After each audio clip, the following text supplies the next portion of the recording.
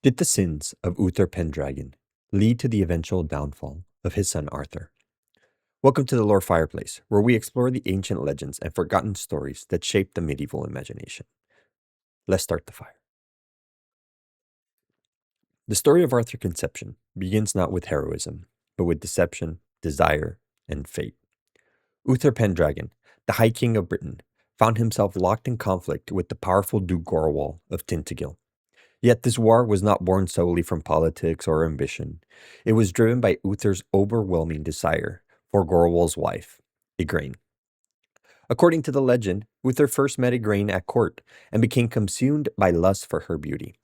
Igraine, sensing the king's intentions, warned her husband, and together they fled during the night to the safety of their castle in Tintagel.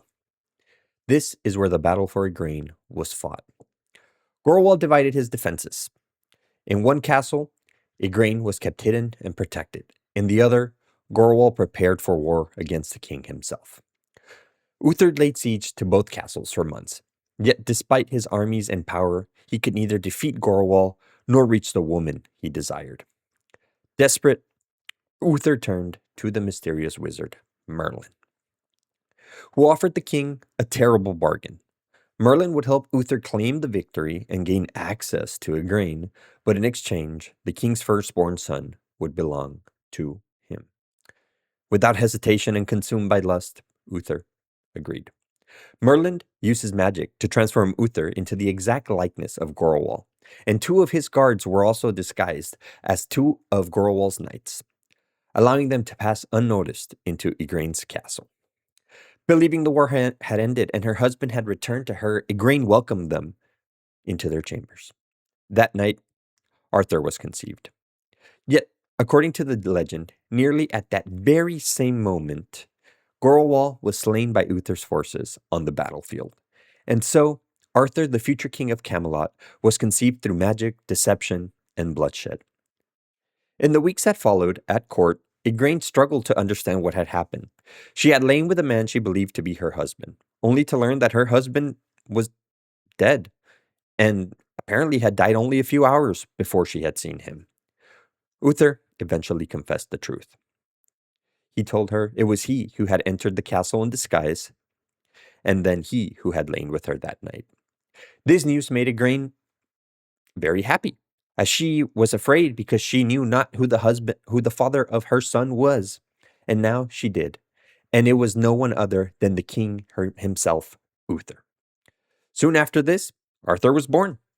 And as promised, Arthur was given to Merlin, who took the child away and placed him in the care of Sir Ector, where the future king would grow up hidden from the world, to become an honorable and great king. Only a few years later, back at court, Uther himself would fall ill after a battle, and on his deathbed would name his son Arthur as his successor. This would happen before the kingdom would descend back into chaos. And so, the reign of King Arthur began long before he ever pulled the sword from the stone. But this raises an important question. Was Camelot doomed from the very beginning? Arthur would become one of the greatest kings in all of legend. Yet, his very conception came from betrayal, manipulation, and dishonor. Many have argued that the sins of Uther Pendragon cast a shadow over Arthur's entire reign, a shadow that eventually leads to Camelot's destruction. But what do you think? Did the sins of the father lead to the eventual downfall of the son? Thank you for listening to this tale from the great Arthurian legend. If you enjoyed this video and would like to listen more from the great Arthur, please subscribe to the Lore Fireplace. If you'd like to read the text yourself, I am basing most of these stories from this great book from Sir Mallory Le Morte Arthur. If you want a book, link in the description to an affiliate. Thank you very much for watching. Leave your like and subscribe, and stay tuned for more. Goodbye.